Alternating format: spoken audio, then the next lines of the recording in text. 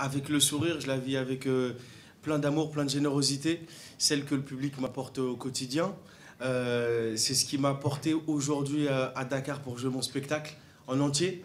Ça fait une dizaine d'années que je suis pas revenu au Sénégal et de revenir sur le sol sénégalais et de jouer mon spectacle, c'est un cadeau extraordinaire que me fait le public. Et voilà, donc c'est pour ça que je le vis vraiment de manière hyper passionnée et j'ai très envie de rencontrer le public ici. Je suis un peu anxieux, je ne sais pas à quoi m'attendre parce que voilà, j'ai toujours envie de satisfaire le public du mieux que je peux. Donc voilà, on va voir comment ça va se passer. Mais en tout cas, je peux vous promettre une chose, c'est que ça va être quelque chose d'exceptionnel. Forcément, j'ai intégré des choses du Sénégal dans mon spectacle, à travers mes parents, par exemple. Mais j'ai pas essayé de changer complètement des choses ou changer complètement des sketchs. Je vais y aller avec ce que les gens aiment chez moi, c'est-à-dire ma simplicité, ma générosité et l'envie de bien faire. Moi, je suis né en 1990 et le 10 mars 1990 pour être précis. Et quand je suis sorti du ventre de maman, en fait, le médecin il a dit lui, c'est un comique, il va être drôle. Tu vois. Donc, dès la naissance, je pense que j'avais envie de faire rire les gens. Moi, ça fait partie de moi, ça fait partie intégrante de ma personnalité. Les gens me connaissent pour ça. Je ne sais pas faire grand-chose d'autre. Je suis obligé de faire rire les gens. Ça fait partie de ma... C'est mon essence, c'est mon ADN. Donc, ce qui m'a donné envie de faire rire les gens, après, je ne sais pas, je pense que c'est l'envie de partager. Ça a commencé après... mon premier public, il était à l'école, avec mes potes, en classe. Sauf qu'à chaque fois, je me faisais coller par les profs.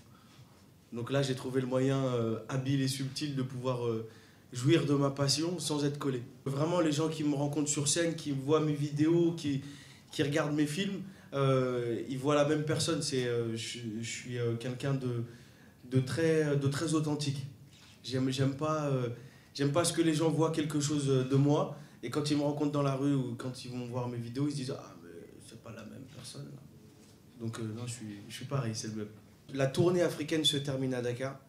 Et en fait, ce spectacle, on est sur la fin de la tournée. J'avais vraiment à cœur de venir jouer dans mon pays d'origine, là où, voilà, où j'ai mes racines, même si je connais pas très bien le pays, mais je le connais à travers mes parents, je parle la langue.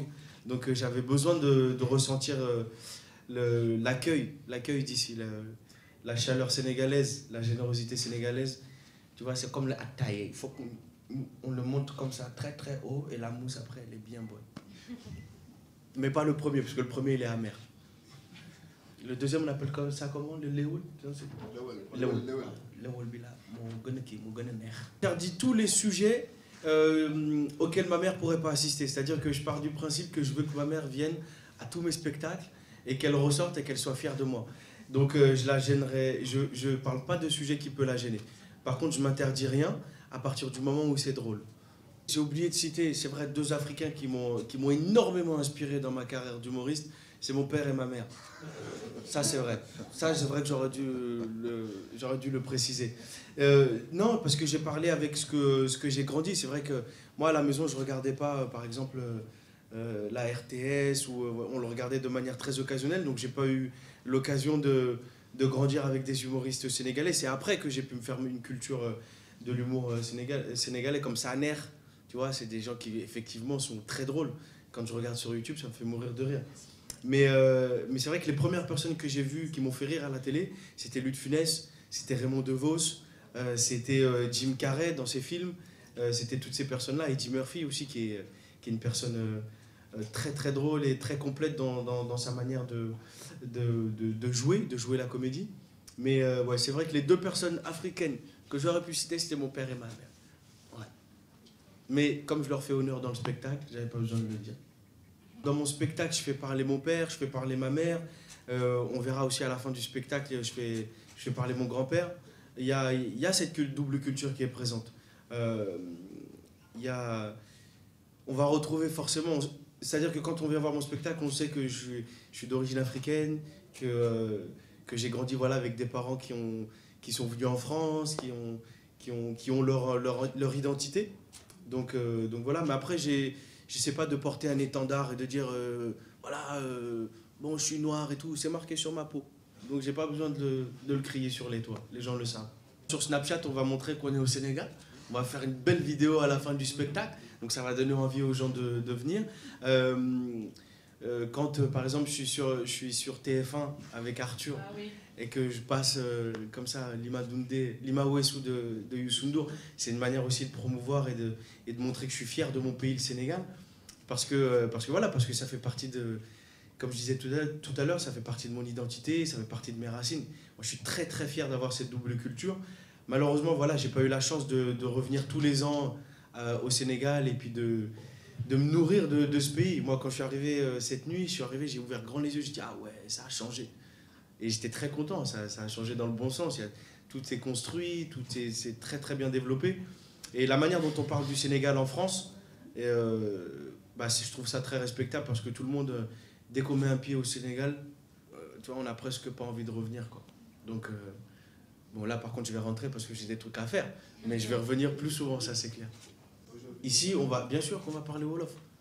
On va improviser en Wolof. Mais c'est mon Wolof, tu vois, il n'est pas... Voilà, c'est ça. Ça sent le sable, quoi. Beaucoup de demandes et on ne pouvait pas satisfaire tout le monde. Donc on s'est dit, le meilleur moyen c'est de rajouter une date. Et comme ça, voilà, on essaye de faire profiter un maximum le public sénégalais. Et c'est pour lui vraiment que je viens en premier ici à Dakar. Et j'avais envie de profiter au maximum. Donc je ne voulais pas faire de déçus, même si je sais qu'il y en aura, parce que tout le monde ne peut pas venir. Mais voilà, c'était important en tout cas de faire le maximum. Tout ce qu'on pouvait avec l'équipe, les organisateurs, on a voulu faire le maximum, et le maximum c'était de faire 2 dates. Pas surpris parce qu'on est habitué au soleil, nous, on ne bronze pas, tu vois. Donc non, je rigole. Bien sûr que ça m'a surpris et ça me fait énormément plaisir. C'est-à-dire que, tu sais, nous, Dani Santial Larek, tu vois, c'est Dieu qui donne, comme on dit. Donc le fait d'être arrivé ici aujourd'hui et d'avoir la chance de venir au Sénégal, même moi, je le vis, mais je ne savoure pas encore, tu vois. Là, par exemple, c'est quand je vais rentrer en France, pendant une semaine, je vais me dire, ah, mais j'ai joué au Sénégal.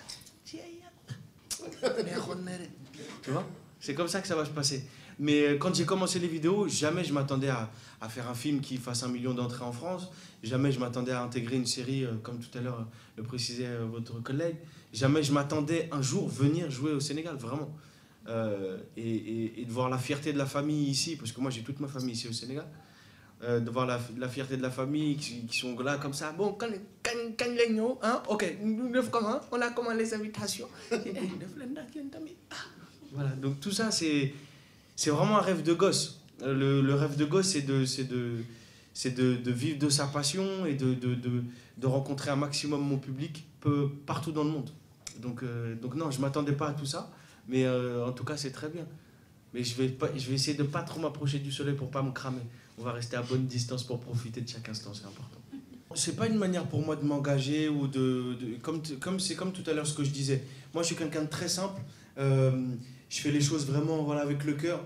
Si j'ai parlé de mon grand-père dans le spectacle, ou si j'ai parlé de ce grand-père-là, c'est vraiment pour leur rendre hommage, pour tout ce qu'ils ont fait pour nous. Parce que si aujourd'hui, voilà, on peut être en France et être respecté, et être là où on est aujourd'hui, c'est parce qu'il y a des gens qui se sont battus à une certaine époque et qui ont fait couler leur sang, qui ont perdu des frères, qui ont perdu des amis, de la famille. Et donc c'était important pour moi de leur rendre hommage de manière tout à fait naturelle et de manière simple.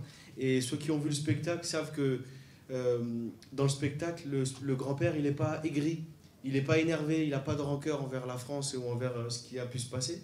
Et je pense que c'est ça le plus important, c'est de ne pas avoir de rancœur. Quand tu n'as pas de rancœur, tu peux mieux avancer. Quand tu es énervé sur le passé, tu restes ancré dans le passé et tu te dis pourquoi ils ont fait ça, pourquoi ils ont fait ça, pourquoi ils ont fait ça. Tu te sers de ton passé pour viser le futur, ça c'est le plus important, c'est le plus intelligent. Les deux. Je suis né en France, j'ai grandi en France, j'ai appris en France et j'ai la chance d'avoir des parents qui sont sénégalais, les deux. Donc j'ai parlé sénégalais à la maison, j'ai mangé sénégalais à la maison, je me suis fait frapper à la sénégalaise. Tu vois, on m'a puni à la sénégalaise, donc j'ai cette double culture. Et j'en suis très fier, donc je ne peux pas choisir entre la France et le Sénégal. Ce serait mentir, je serais hypocrite si je vous disais non, je suis sénégalais à 100%. Non, j'ai les deux, je suis les deux et j'en suis très fier. Tu veux que je te dise que j'ai mangé hier à 2h30 du matin? Bien évidemment. Un dibi. Mais tu sais pas le dibi bien fait avec, dans une assiette. Dans le papier là, tu vois celui-là. C'est la viande dont je me rappelais quand tu as exactement avec la moutarde, tout est canne fort, tu vois. Tu ouvres, tu déballes comme ça le papier là et avec soble, tu vois, avec les doigts sans fourchette, hein, c'est important. Ça c'était le plat que je voulais manger en premier ici. Après effectivement on va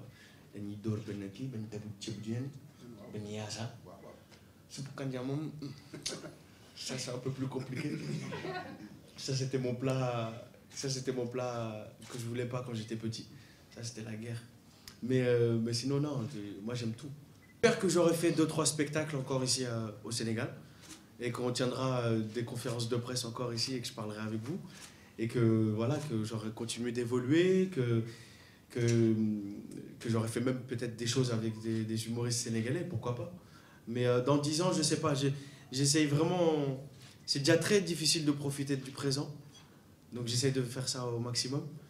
Après, ce qui arrive dans 10 ans, on ne sait même pas. Peut-être que hein, dans 2 ans même, je ne serai plus là. Et là, vous êtes là pour pleurer et tout ça. Merci.